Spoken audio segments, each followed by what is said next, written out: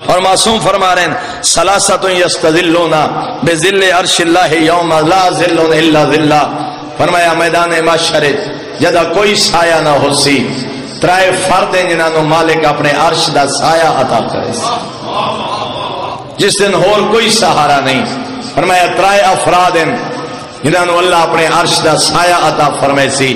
پہلا فرمایا وہ شخص ہے راجل زوج اخاہ المسلم، جڑا کہ مسلمان بھائی دی شادی دا اہتمام کرے، جڑا کہ مومن دے گھر دی آبادی دی فکر کر دے، جڑا کہ کنیز زہرا دے گھر وساون دی کوشش کر دے.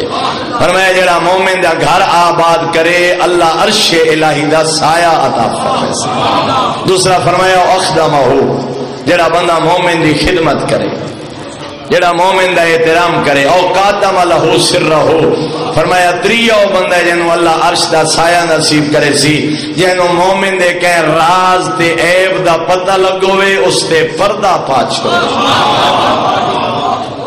فرمایا ذلیل ترین ہے وہ شخص جڑا کہ مومن دا عیب لوگاں بیان کریں دا رہے. اور اس نظریے نال جو او مومن ذلیل ہو جائے انہاں لوگاں دی نگاہ میں، فرمایا انسان جو ہے ضعیف جو ہے کمزور جو ہے گناہ کاری بیٹھے جدا میں ستار العیوب پردے پائے. فرمایا حق ہے مومن دا او دے عیبات پردہ پا، لوگ بیان نہ کر، ان دی توہین دا سبب نہ بن. فرمایا مومن دے عیبات پردہ پاون والے نو اللہ میدان محشر عرش دا سایہ